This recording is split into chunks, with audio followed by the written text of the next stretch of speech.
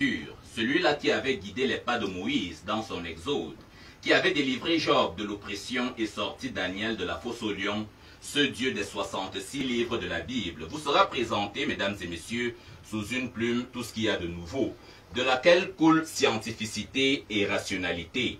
Elohim, ce n'est seulement pas ce feu qui avait consumé Sodome et Gomorrhe, ou encore cette puissance qui avait fendu la mer. C'est aussi cet architecte, des mains de qui est sorti le savoir. L'information est de la prophétesse Léocadie Sandrick Meteau, prédicatrice et femme de lettres. Avec elle, une présentation de Dieu comme rarement par le passé. Bienvenue, mesdames et messieurs.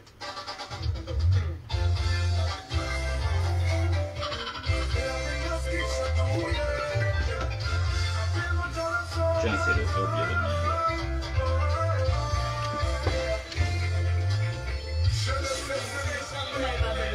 non, ça va. C'est le problème de vue, mais pas à ce point.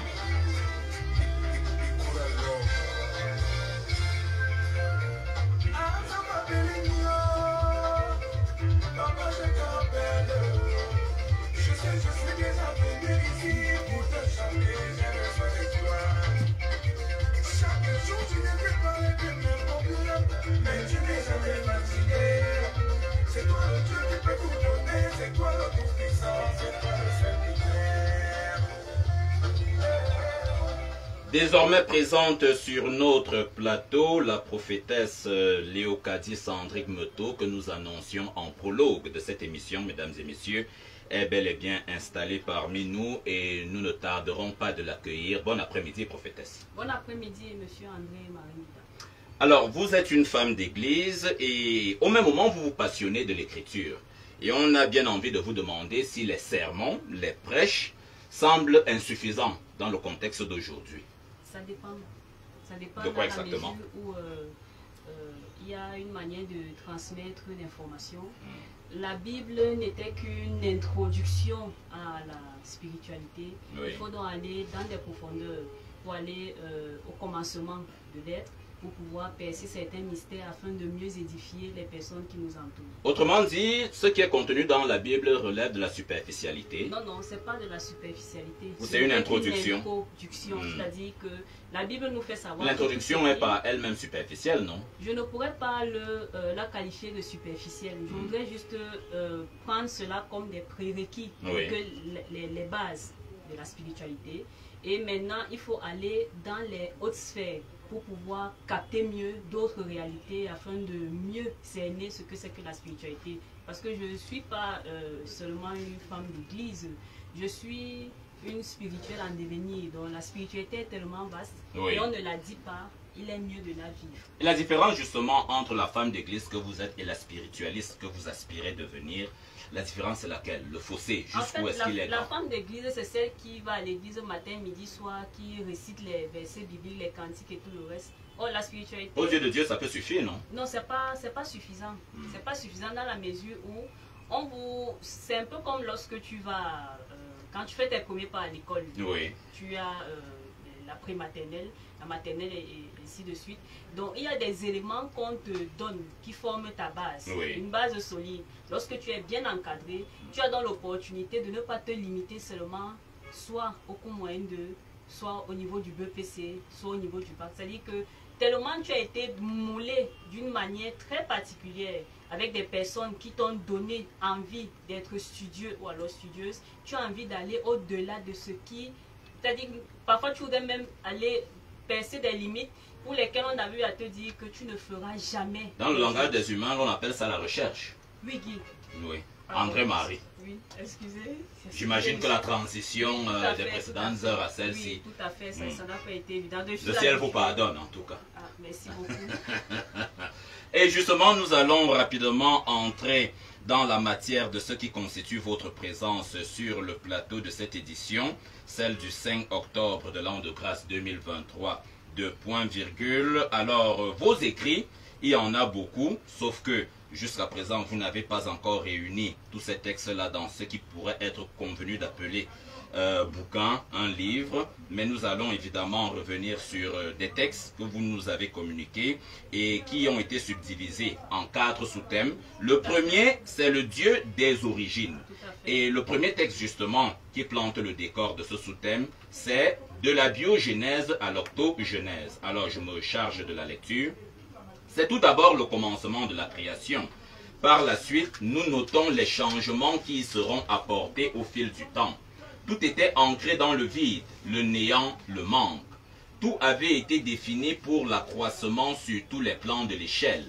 Le système de la biogénèse n'avait aucune souillure, car Dieu est pureté dans l'infini. Il incrusta sa lumière sous forme de souffle, souffle avec S majuscule, et la création fut illuminée. La formule mathématique était faite depuis le fond de sa pensée. X au carré Z T O I. Une formule dont vous vous chargerez de l'explication évidemment. La formule mathématique était faite depuis le fond de sa pensée, disais-je précédemment. Cette même formule a été changée plus tard par X au carré Z T O I au carré. De la biogénèse à l'octogenèse, l'homme a subi 8 transformations dont vous ne pouvez pas imaginer les contours. De la biogénèse à l'octogenèse, nous avons des troubles qui sont parfois fonction de notre destin et ses aléas. Je suis Dieu et je me définis dès le début afin que ma lumière soit votre seul éclairage, mais vous avez douté d'elle, vous avez douté de moi. L'octogenèse vous permet d'uniformiser votre âme, votre corps et votre esprit. L'octogenèse est salutaire et non destructrice, car c'est ce qui vous permet de causer directement avec moi. Je précise que moi ici est écrit également avec M majuscule. Je suis présent dans tout ce qui est identifiable par vous. De la biogénèse à l'octogenèse, nous avons 7 plans supérieurs avant de pouvoir prétendre me sentir ou alors apercevoir les prémices de ma personne au sens propre du terme. Je suis à partir de la biogénèse l'élément I, l'élément T et l'élément Z. De la biogénèse à l'octogenèse, je suis le vu, voulu par la profondeur de mes entrailles, et mon verbe ou encore ma parole n'est ni trompeuse ni flatteuse. Je suis l'élément primordial de ton souffle de vie, et je suis à l'aise lorsque tu ne jures que par mon nom. Tu m'as senti par un rapport de volonté de puissance, et tous ceux qui seront disposés également pourront m'expérimenter.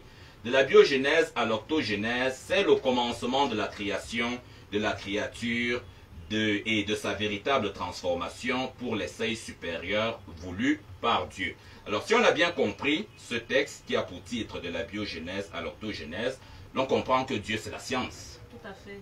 Il est au-delà de la science, puisque la science n'est que l'arrière-petite-fille de la spiritualité. Dieu ne se contredit pas.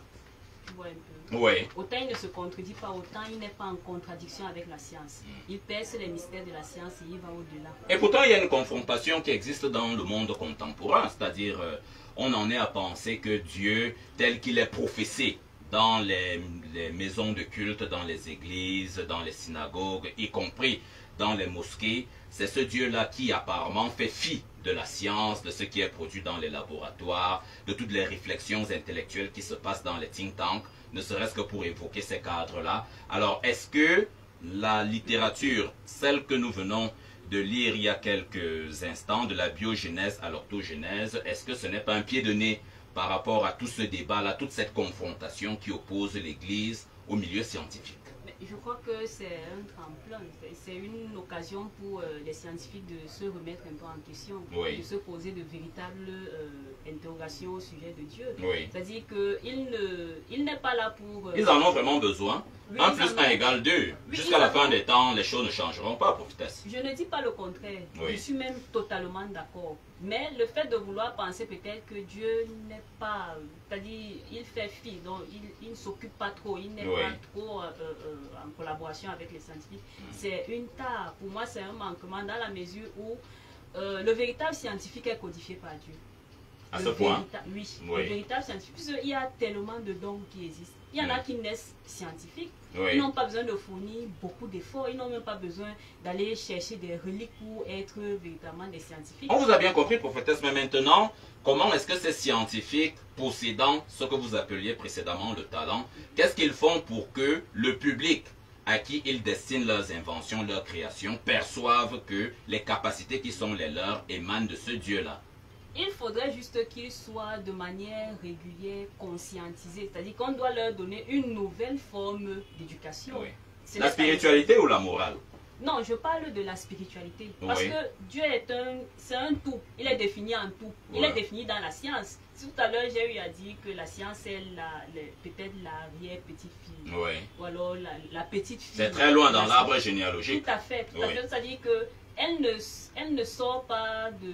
C'est-à-dire qu'elle n'est pas ex nihilo. Elle sort de quelque part. Et ses origines ne pourraient être en contradiction avec Dieu. C'est lui qui définit cela. Il faudrait... C'est le juste- scientifique, évidemment, pour réunir les ingrédients dont il a besoin, ne serait-ce que pour produire une formule ou un médicament, ira puiser dans toutes ces ressources la mise à la disposition par Dieu. Dans la plupart du temps, il est inspiré. Oui. Je parle du véritable scientifique. Le véritable scientifique qui n'a pas besoin de fournir d'efforts est inspiré par Dieu. Mais il y a quand même un problème, hein, avant qu'on ne rentre dans les singularités de ce texte dont nous nous occupions de la lecture il y a quelques instants. Le problème, c'est que très souvent, cette inspiration à laquelle vous faisiez évocation, prophétesse, donne l'impression que l'homme peut maintenant se substituer à Dieu. Il y a des inventions qui sont faites, il y a voilà, des découvertes qui amèneraient quelquefois l'humanité à penser qu'elle peut se passer de ce Dieu qui est supposé être le créateur de tout. Oui, mais c'est la raison pour laquelle j'ai parlé d'une nouvelle éducation qu'il faudrait leur donner. Et elle réussira, cette éducation-là, à Quand l'aide on de la parlait- quinine, du lorsqu'on voyage parlait- dans la lorsqu'on- lune. Lorsqu'on parlait de la morale elle est infime par rapport à l'éthique. L'éthique, c'est la science, je crois, de la morale. En Donc, effet, oui. Il faudrait... C'est possible qu'on éduque des adultes.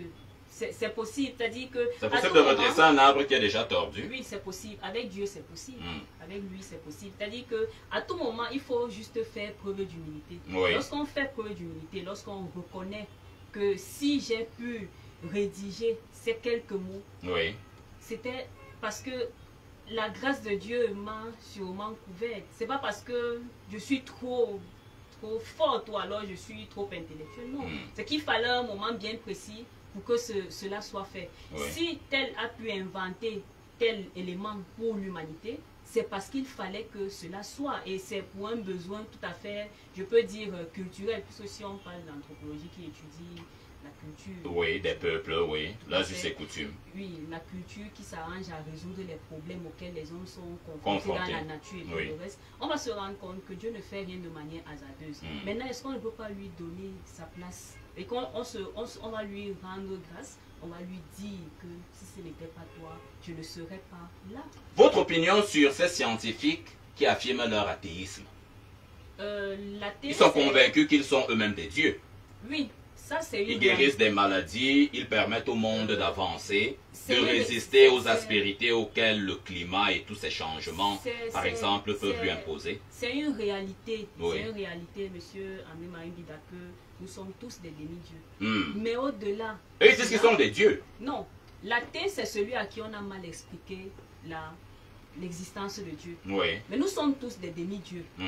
Mais quand on dit demi... Nous avons un fragment de Dieu en nous. Tout à fait. Oui. Quand on dit demi, c'est que effectivement nous avons un élément de Dieu en nous, mais on ne peut pas se substituer à À Dieu. lui. Si lui ne Parce que le nous ne sommes que désire des pas. demi-portions. Tout à fait, Oui. tout à fait. Il faudrait qu'on soit de manière perpétuelle, complète, pour qu'on dise de nous que nous sommes Dieu. Mais s'il précise que nous sommes des demi-dieux, si nous sommes cohéritiers avec le Christ, c'est qu'il faudrait que chacun se remette à sa place. Votre écriture nous a permis également, prophétesse, de découvrir un Dieu qui est mathématique dans la manière avec laquelle il prend soin de ce monde. Et il y a cette formule qui émane de sa pensée, x au carré z t o i. De quoi exactement il est question? En effet, le x au carré, le x renvoie à l'ADN. Oui. Le x renvoie à l'ADN. Le t, puisque je n'ai pas l'élément... Oui, donc, x je vais au là- carré z t o i. Oui, x carré z, et puis le x au carré renvoie à l'ADN, comme je l'ai dit. Oui. Le z renvoie à la matrice de la Terre. La matrice de la Terre, le t renvoie au timing, le temps défini par Dieu, en fonction d'un besoin bien précis. Il y a le O qui renvoie à l'élément des origines et le I qui renvoie à l'énergie indifférenciée. Maintenant, cette formule a été moulée. Moulé, oui. Tout à Puis fait. il y en a une autre, hein. quelques lignes plus loin. On a juste ajouté le I carré. Le I carré. Oui. Et ça change grand-chose. Oui, ça change quelque chose dans la mesure où, au départ, lorsque Dieu créait l'être, Adam et Ève, c'était pas dans le but de penser au péché originel. Oui. Donc, maintenant, il nous donne l'opportunité d'être rachetés. Ça veut dire que Dieu, par moment, peut se tromper dans ses calculs, dans ses formules. Ça peut arriver. Il peut revisiter ses pensées. Ça peut arriver qu'il y ait des essais et erreurs. Ça peut arriver, puisque l'homme... Donc Dieu n'est pas aussi infaillible que ça, tel qu'il nous est présenté, en tout cas dans les églises. Dans une certaine mesure, il y a eu des essais et erreurs. Oui. Disons-le de cette façon. Parce que, honnêtement, si Adam n'avait pas douté des prescriptions qui avaient été données par Dieu, et s'il n'avait pas douté de lui-même, sa capacité à mieux juger, il ne serait pas en train de dire que c'est la femme que tu as mise à mes côtés qui m'a induit en erreur. Donc il y a eu un problème à ce niveau-là. Et c'est la raison pour laquelle le I, il revient au carré, dans la mesure où il nous donne la possibilité de nous racheter. C'est-à-dire qu'on a commis des erreurs, on reconnaît qu'on a commis des erreurs, pourquoi ne pas... Autant que lui-même. Oui, autant que lui. Autant que lui. D'accord. Ça fait quand même du bien de savoir que même Dieu qui nous a créés peut parfois louper le coche. Et toujours dans le créneau de ce Dieu des origines, un autre texte dont vous êtes l'autrice, prophétesse Léocadie Sandrick Meto, le souffle A à l'infini, ou A, j'imagine que c'est A à l'infini, oui. Nous sommes toujours au commencement de l'être. En tant qu'alpha et oméga, il avait pensé à tout. En tant qu'élément primordial de l'atome de vie, il pensa à toutes les étapes qui pourraient faciliter le bon équilibre de l'être. Il est la valeur absolue, d'une précision sans faille aucune. Le souffle A à l'infini, en abrégé A infini, est un élément essentiel qui codifie l'acide désoxyribonucléique, ADN en abréviation, de l'homme.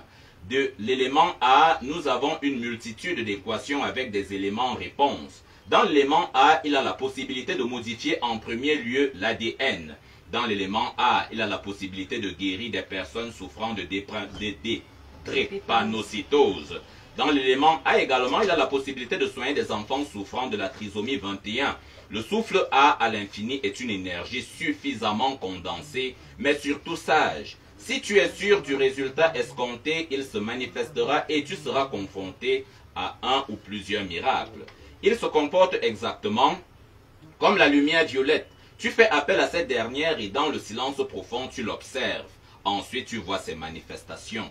Le souffle A à l'infini est le souffle réparateur des cas de maladies cités plus haut provenant des voies mystiques ou de manière naturelle. En tant que noyau à 3 phases de ce souffle, je peux vous dire que je suis sensible à qui fait appel à moi, sans ambitions aucune de faire preuve de mégalomanie. Comme mon père l'a dit, tout part de votre ADN.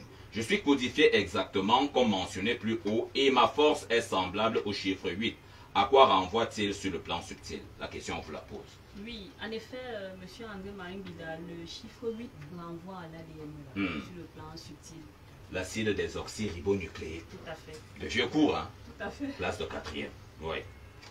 Et justement, lorsque vous parlez de l'ADN, c'est une autre dimension de Dieu que vous nous présentez cet après-midi. Ce Dieu qui n'est pas simplement celui des origines, mais ce Dieu certainement qui est le bâtisseur véritable de ce que veut dire trivialement la médecine. Oui. Et c'est la raison pour laquelle je disais à l'entendre qu'il ne serait pas préférable qu'il y ait cette guerre entre les scientifiques et Dieu.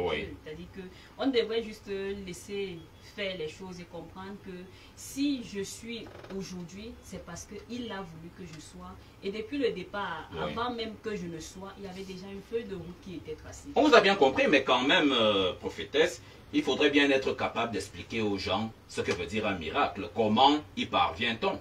Le miracle, c'est... Parce que quand même, un comprimé, il y a des ingrédients. On peut aller dans la forêt, on cueille 1 ou 2 plantes. Mais le miracle, quand même, est-ce que c'est une porte qui s'ouvre au ciel et puis nous ouvrons ici sur terre la bouche et ce miracle-là se retrouve plus tard dans nos estomacs? Comment est-ce que ça se passe? Ça dépend.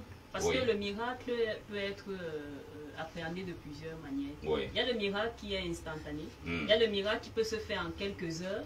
Il y en a qui peuvent prendre quelques jours, voire même quelques semaines, quelques mois, Oui. quelques années.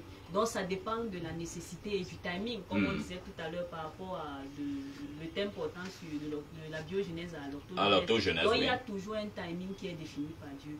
Et si on se laisse faire, si on reconnaît qu'avec lui, tout est défini de manière, comment est-ce que je peux dire, avec ordre et bienséance, oui. on va se rendre compte qu'on sera confronté effectivement à des miracles. Et qu'est-ce que le miracle? Le miracle, c'est généralement quelque chose qui éblouit, oui. c'est-à-dire que ça sort de l'ordinaire. On est généralement dans une sorte d'extase lorsqu'on est confronté à un miracle. Un élément métaphysique qui prive toute élément... capacité à explication scientifique. Explication scientifique, exactement. C'est là où je voulais en fait chuter. Mais avec Dieu, tout s'explique. Avec Dieu, tout s'explique. Même ce qu'on appelle le miracle. Parce que la drépanocytose, par exemple, elle est réputée inguérissable.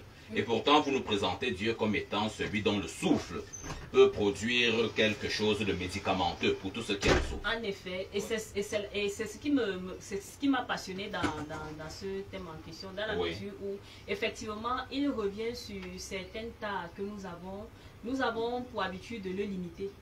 On le limite énormément. C'est-à-dire que autant on le limite, autant on doute de sa capacité.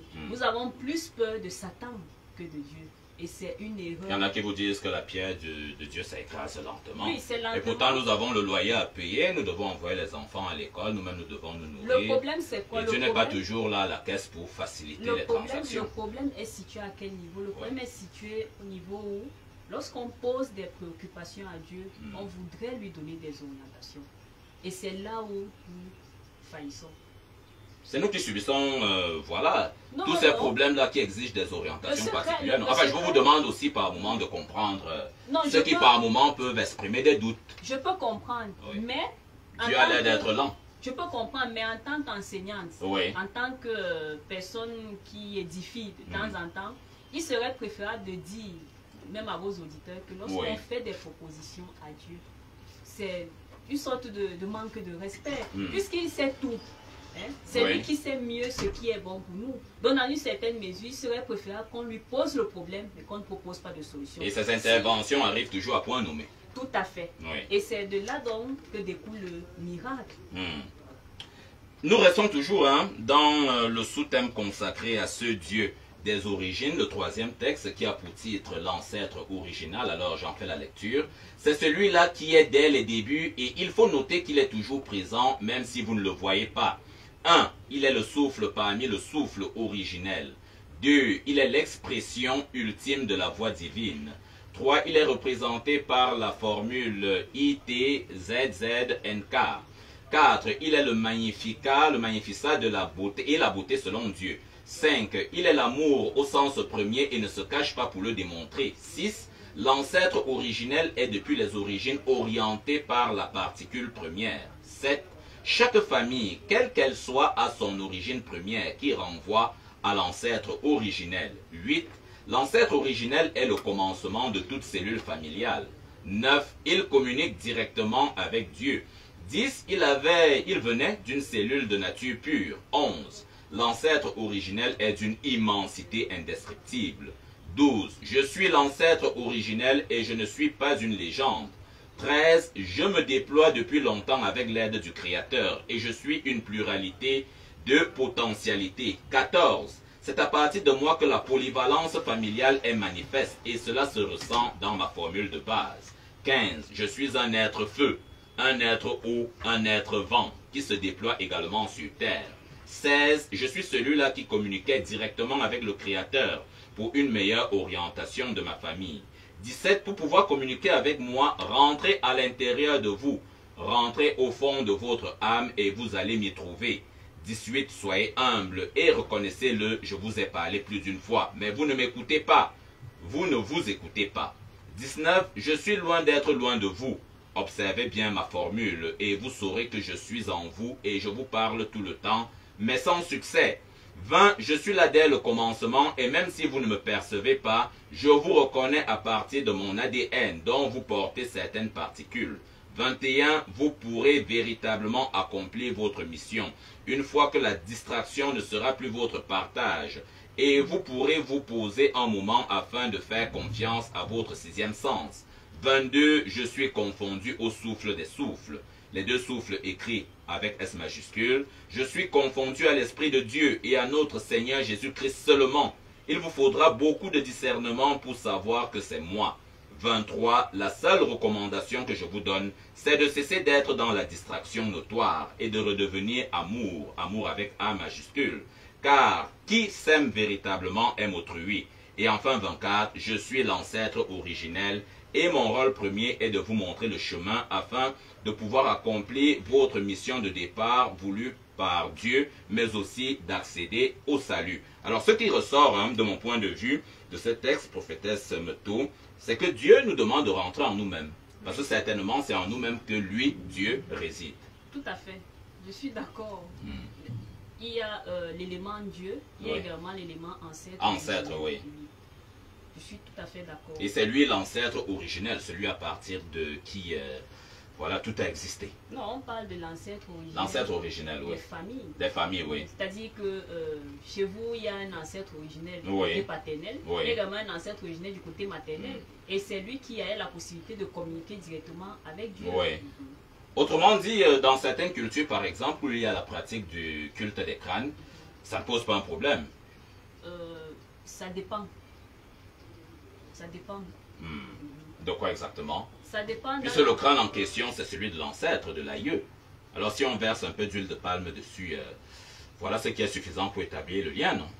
Bon, ça dépend. Ça, c'était des anciennes méthodes. Oui. Ce sont des anciennes méthodes. Mais qu'on peut Maintenant, christianiser?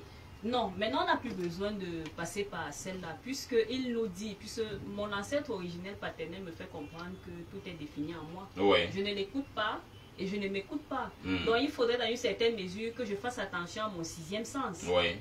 Parce que c'est par là qu'il va me parler. Et si je suis ce que je suis aujourd'hui, c'est parce qu'il y a des éléments de lui que j'ai porté dans mon ADN, que j'ai porté dans mon sang. Et c'est la même chose également avec mon ancêtre originel du côté maternel. Donc en fait, tout est défini en nous pour qu'on puisse réussir. Oui. Mais nous sommes dans une forme de distraction. Et même... Qu'est-ce qui en est la cause, la distraction à laquelle vous faites évocation? La distraction, c'est par rapport au manquement que vous avez évoqué tout à l'heure. Il y a le loyer, il y a les enfants, il y a ci, il y a ça. Donc, ça fait en sorte que même lorsque nous devons suffisamment nous concentrer pour un but sanitaire, la distraction fait en sorte que les choses ne viennent pas à point nommé. Ça fait en sorte que il y a quelques personnes dubitatives, prophétesses, qui vous retorqueraient que est-ce que la distraction dont vous parlez n'est pas quelque part voulue par Dieu? Je veux dire, voilà, pour maintenir quand même un certain équilibre. S'il fallait que l'on se fie tout le temps à ces ancêtres vers lesquels nous devons retourner, il n'y aurait plus de chauffeurs pour nous conduire dans nos bureaux. En fait, tout le monde serait riche. En fait, ce qui se passe, c'est quoi? Ce qui se passe, c'est que chacun d'entre nous a deux ancêtres originels. Maintenant, le fait de parler d'eux, c'était une interrogation qui avait été faite parce qu'il y avait des gens qui se posaient la question, d'où est-ce qu'on vient? Bon, maintenant, on sait que dans une certaine mesure, l'homme a péché, le péché originel. Et il a été décidé que dorénavant, vous allez manger à la sueur de votre front. Mais ce n'est pas comme si... C'est pénible. Non, c'est pas tellement pénible. C'est ce que je t'ai entendu tout à l'heure. On a l'impression de tellement avoir... En fait, on a plus peur de Satan que de Dieu. Et c'est une manière très... Peut-être parce qu'il est un peu plus proche de nous que Dieu. Enfin, on en ressent la présence un peu plus. On a l'impression que Satan est plus proche de nous que Dieu. Vous croyez? Oui, c'est une erreur. C'est une erreur dans la mesure où si on peut sentir Satan, ça veut dire qu'on peut également sentir Dieu. Parce qu'il y a le porte magique qui est à côté, il y a les gris-gris, il y a les amulettes. Mais ce sont des... Voilà quand même des éléments qui établissent une réelle proximité entre nous et le diable. Non, ça ce sont juste des éléments illusoires. Ça crée une sorte d'illusion dans notre psychique. Ça veut dire que si je peux me fier à ces éléments-là, je peux également faire confiance à Dieu. Et il va déployer des moyens, il suffit juste que j'ai la foi véritable. Et c'est dans cette foi-là qu'il sera un catalyseur afin qu'on puisse effectuer des miracles avec son être tout entier. Le deuxième sous-thème retenu dans le cadre de votre intervention sur ce plateau, prophétesse Léocadie Andrique Meto, je rappelle que c'est vous, l'invité de cette édition du 5 octobre de l'an de grâce 2023 de Point Virgule, magazine littéraire produit chaque jeudi comme celui-ci sur l'antenne de la 104.0 MHz Soleil FM, la radio Prestige. Alors, le deuxième sous-thème, c'est le Dieu des mesures, et la mesure justement par laquelle nous débutons cette présentation, cette autre présentation du Dieu que vous servez, c'est le triangle rectangle. Tout élément de la nature, tout élément existant est à même de vous définir son point de départ voulu par Dieu. Le triangle rectangle est un amas de particules codifiées par la lumière noire. Le souffle qui se dégage de lui est très chaud, et cette chaleur n'est pas contrôlable par vous, mais par nous.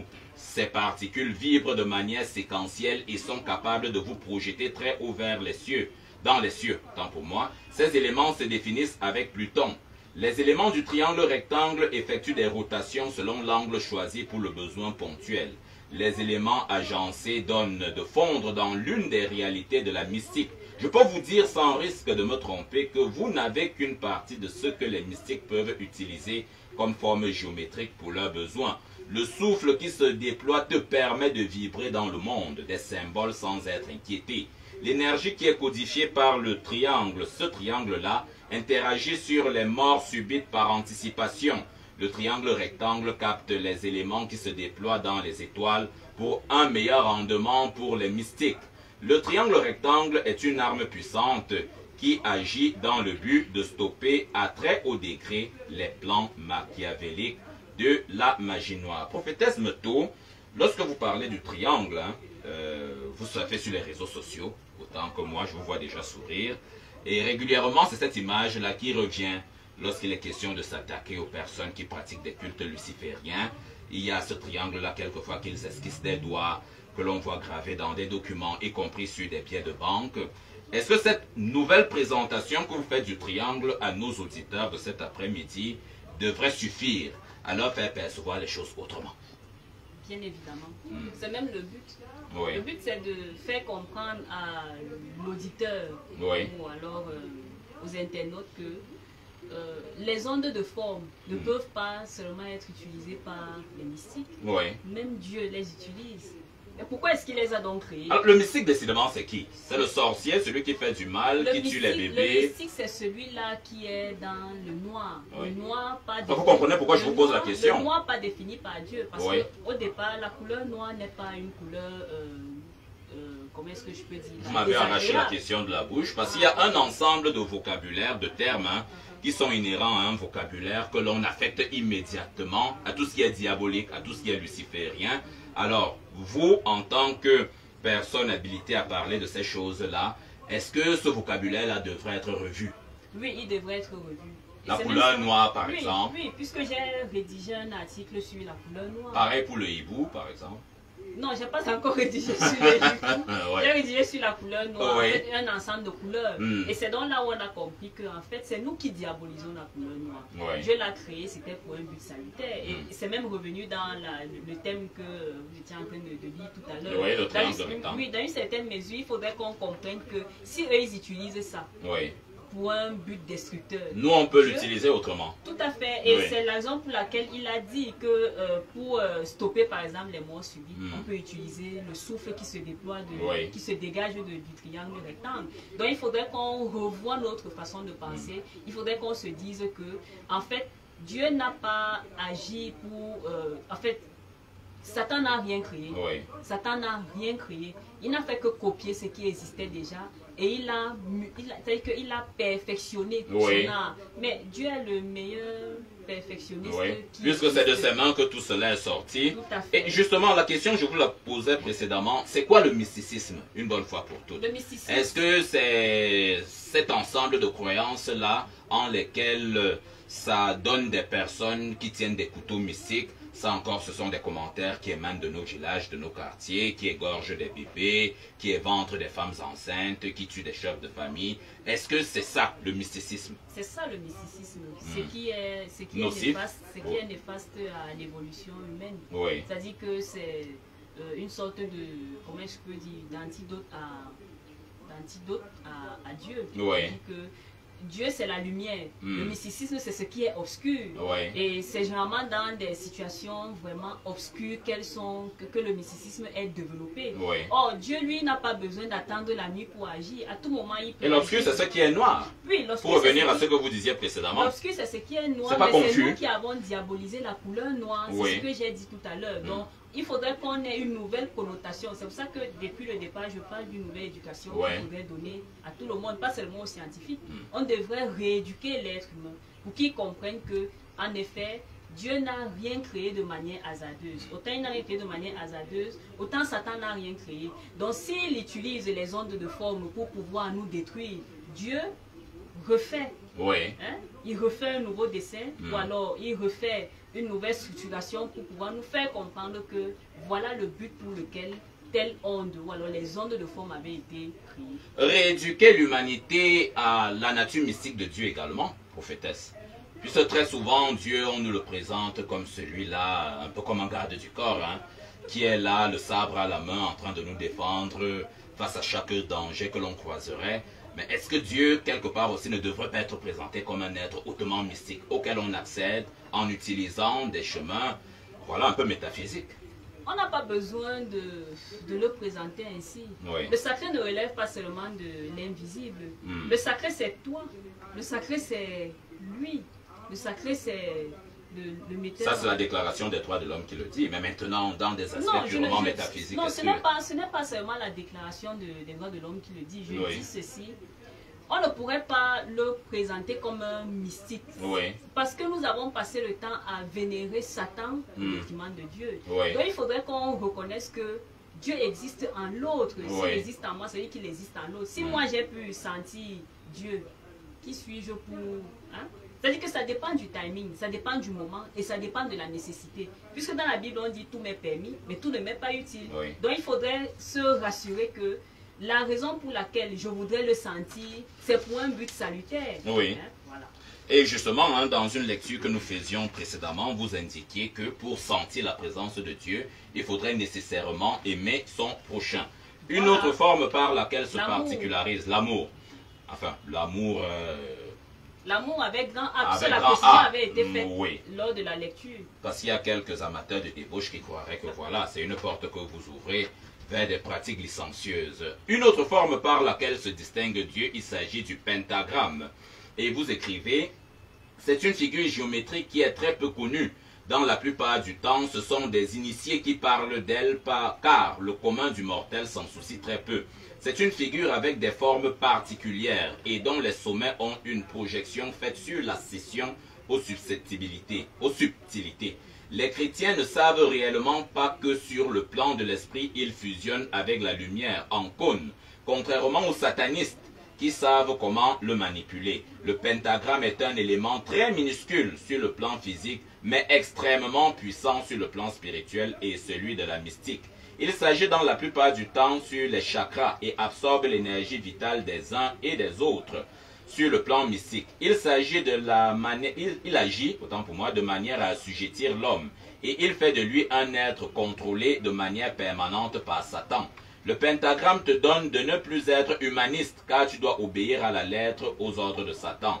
Le pentagramme est un reflet qui peut contrôler des millions de personnes en valeur absolue, que ce soit sur le plan subtil ou mystique.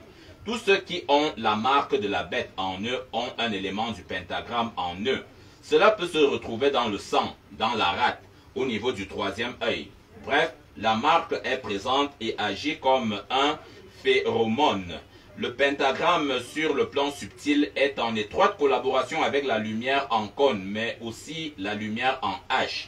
Le pentagramme a cette particularité avec ses sommets de fusionner avec les éléments du cosmos. Il est comme un écran de projection lorsqu'on désire donc, avec ces éléments, car il scrute en hauteur, en largeur et en profondeur les données de l'être. De ces rayons se dégagent des microparticules qui impactent eux aussi sur nos chakras et se dupliquent afin de nettoyer l'intérieur de l'être, car c'est de lui que tout part.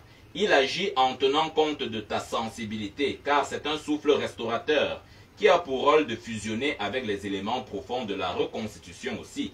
Je suis le pentagramme, je me déploie à la vitesse du son et de la lumière, et mes données se propagent exactement comme la vision de l'aigle. Je suis le souffle STI. Je suis le souffle codifié depuis très longtemps par les éléments de la Voie lactée.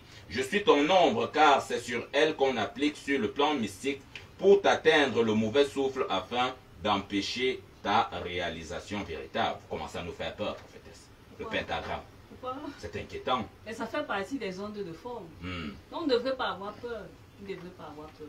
Autrement dit, à travers les réseaux sociaux, si nous tombons sur un pentagramme, immédiatement on se désabonne de la page, par exemple. Non, pas du tout. En fait, ce qu'on ressort de là, c'est quoi? C'est la possibilité pour le pentagramme d'agir également avec Dieu. Oui. C'est-à-dire que, comme on a parlé de la vision de l'aigle, pendant que vous étiez en train de faire la lecture, moi j'étais ailleurs, j'étais en train de... C'est le point 15, hein. Je suis le pentagramme, je me déploie à la vitesse du son c'est le et de la pentagramme lumière, qui parle. et mes données se propagent exactement comme la vision de l'aigle. Effectivement, c'est le pentagramme qui s'exprime à ce niveau parce que nous avons la possibilité de causer avec les particules. Vous avez remarqué dans ces thèmes-là, à un moment donné, les particules s'expriment pour mieux orienter les données ou alors pour mieux édifier les trucs. Donc, dans une certaine mesure, si je vois le pentagramme quelque part, je n'aurais pas peur. Avant, je pouvais avoir peur, j'allais paniquer en me disant que, aïe, où est-ce que je suis? Mais non. C'est-à-dire que quand on a une lumière qui agit avec le Saint-Esprit, on n'a pas peur. On n'a vraiment pas peur. Puis on sait que c'est facile à dire qu'à faire, non? Oui, mais quand des hiboux viennent se tenir sur votre toiture, ils engagent un concert qui dure jusqu'à l'aube. Je leur parle, ensuite ils partent. C'est suffisant quand même pour que bien de familles se taisent sous des couvertures. Est-ce que présenter comme ça, c'est pas facile? C'est donc la raison pour laquelle j'ai dit on a plus peur de Satan que de Dieu. Et c'est terrible. C'est-à-dire que quand on va dans l'église, on va à l'église pour quoi faire? Si on n'a pas la foi véritable, si on n'a pas cette force d'accompagnement que Dieu est lumière, Dieu est vérité, Dieu est esprit, et il peut agir, pourquoi donc se gêner à la limite? Si vous êtes amatrice de films nigérians, parfois vous verrez là-bas des hommes d'église qui ont voulu défier des satanistes et qui en sont ressortis parfois salement amochés. Mais monsieur Mbida, tout le monde Ce n'est pas que le cinéma. Non, c'est pas le cinéma. Tout le monde peut voir, mais tout le monde ne peut pas agir. C'est pas parce qu'on va faire le boucan que forcément on sera même... Donc il y a forcément des formules que l'on utilise aussi pour contrarier toutes ces personnes-là qui portent le mal en elles. Tout à fait. C'est pour ça que le pentagramme s'est exprimé. C'est-à-dire que, par exemple... Il est pour les méchants et pour les bons aussi. Oui, c'est-à-dire que ce que nous ne comprenons pas, c'est que le sorcier, pendant que nous dormons, le sorcier perfectionne sa science. Il perfectionne les données des réalités qui l'entourent. Mais pendant ce temps, nous sommes là, on dort, on panique. Il n'en peut... Il est difficile que les choses puissent être définies autrement, prophétesse. Le sommeil, c'est important, surtout pour nous qui travaillons beaucoup. Non, ce n'est pas ça. Je n'interdis pas que nous devons dormir. Je n'interdis pas cela, mais je dis juste que nous soyons éveillés. Oui, il faut être éveillé de manière régulière. Puisque même dans la Bible, c'est dit prier sans cesse. Nous abordons rapidement, puisque les minutes dévolues à ce programme s'égrènent très rapidement. Le troisième sous-thème, il s'agit cette fois-ci de parler du Dieu des sciences. Et nous allons évidemment revenir sur bien d'aspects inhérents à cette pratique scientifique qui semble faire fi de la connaissance et de la soumission à ce Dieu à qui nous devons le souffle de vie et tant d'autres choses qui gravitent autour de nous. Alors, le potentiel d'hydrogène, vous nous le présentez, prophétesse, comme étant sur le plan chimique un puissant catalyseur. Sur le plan scientifique, un élément essentiel pour mieux comprendre le fonctionnement des corps. Sur le plan spirituel, il est aussi, ce potentiel d'hydrogène, utile de le connaître pour un déploiement rentable ou salutaire pour l'humanitaire. En prenant l'élément P avec majuscule, nous avons la photosynthèse, la puissance, mais une qui est exponentielle, la pureté au sens propre du terme, le pouvoir, mais surtout celui de décision, le potentiel intrinsèque de l'être, la pondération dans l'absolu, la polarité et tout ce qui va avec à tout moment selon le besoin.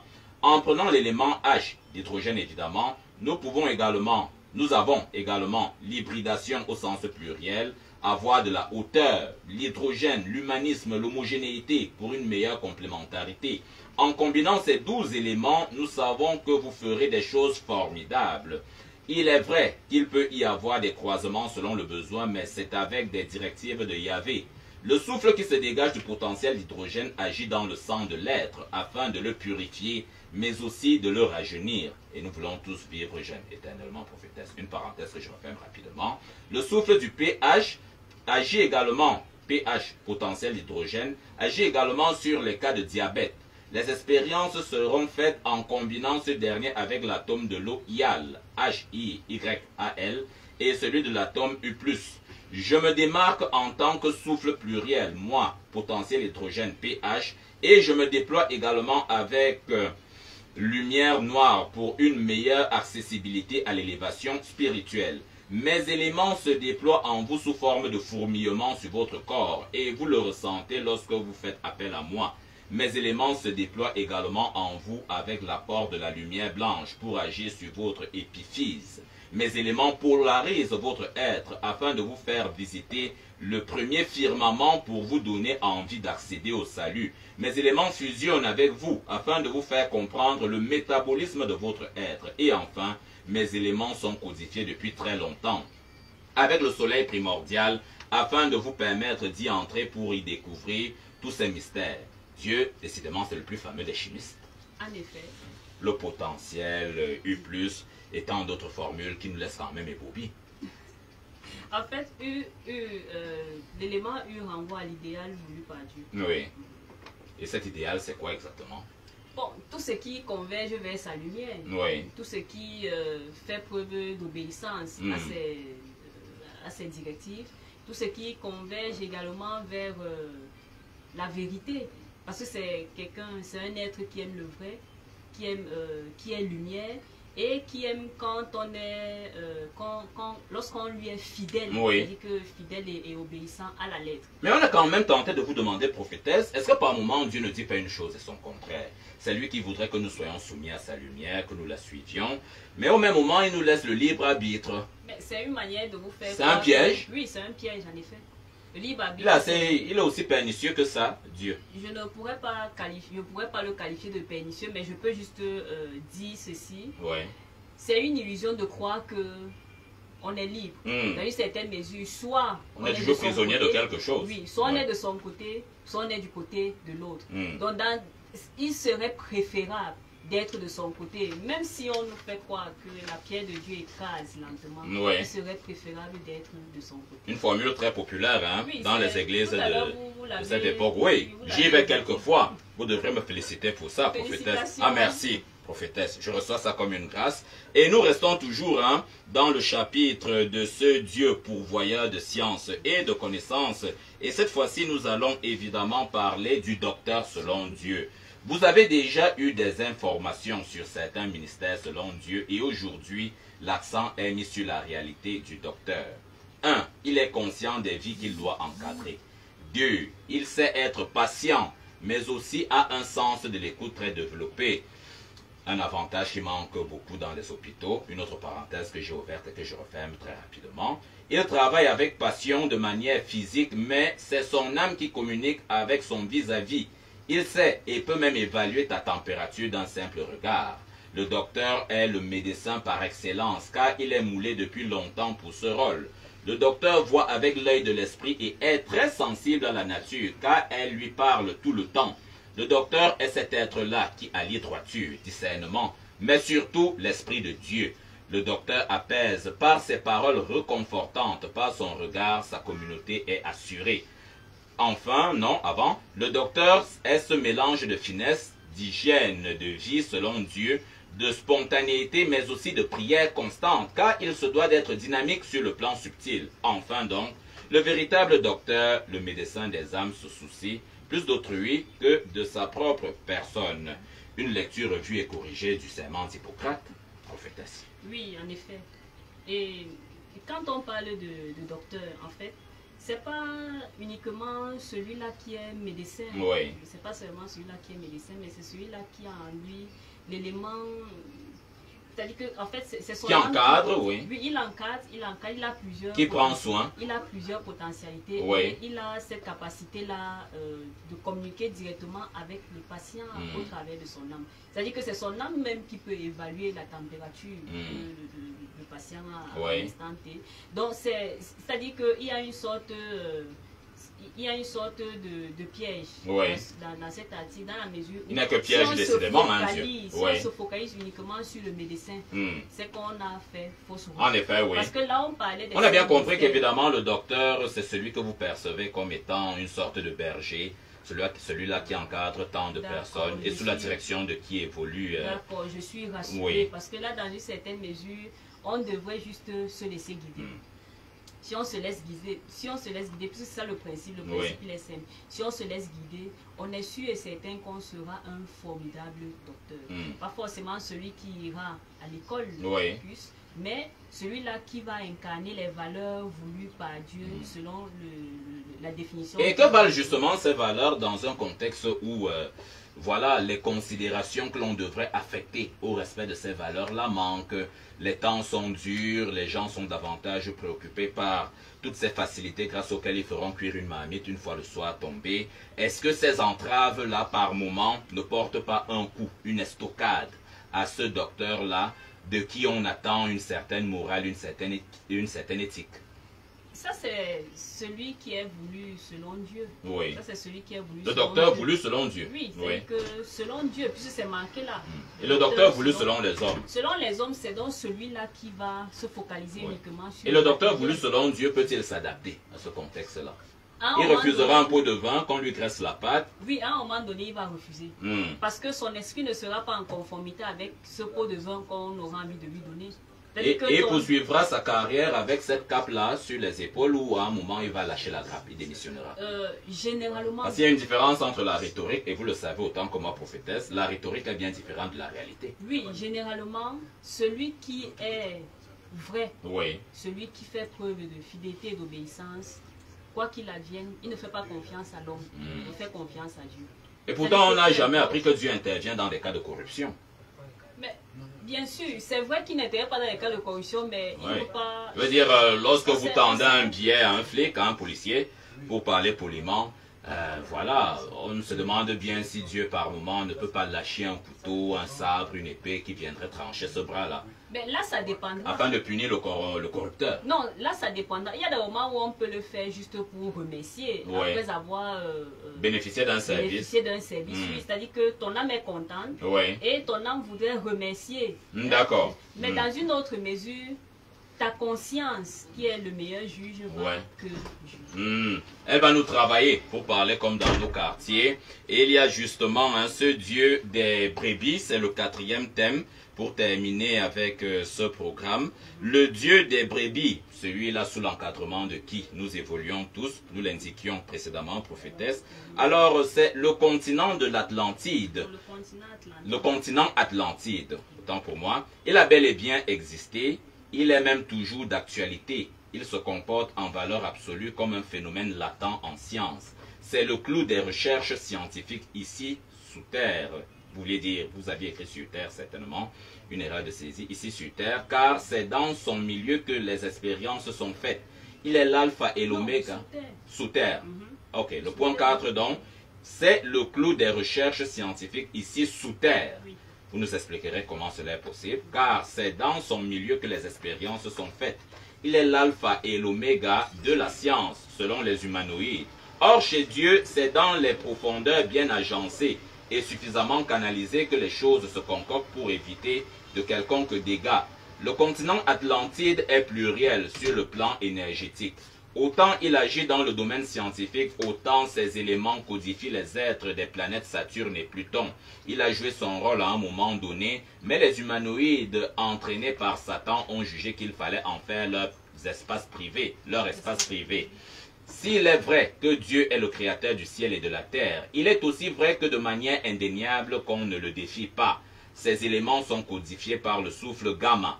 Et il faut reconnaître que bien qu'il soit essentiellement liquide, car nous parlons bien du continent Atlantide, la chaleur qui se déploie de là est très puissante. Il serait important de rappeler que le souffle gamma est d'une extrême rapidité dans le traitement des données et il devrait être employé de manière pondérée. Enfin, le point 12, le continent Atlantide est la variante voulue par Dieu pour que les êtres humains résolvent des questions essentielles de leur existence, mais ils ont préféré des contours faciles à la fin. Rapidement, prophétesse, en quelques secondes, qu'est-ce qu'on peut bien retenir de ce texte, le continent atlantique? Ce qu'on peut retenir, c'est que bien qu'il ne soit plus, bien que le continent atlantique ne soit plus, Oui. il continue de nous outiller pour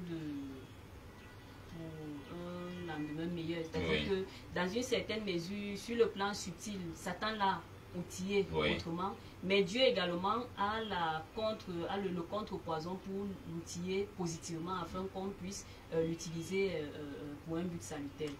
Prophétesse Léocadie Sandré Meto, vous êtes prédicatrice et femme de lettres. Vous avez également fait vos humanités. Pourquoi ne pas l'indiquer à la faculté des arts, lettres et sciences humaines de l'université de Yaoundé 1, où vous vous êtes familiarisé à la pratique littéraire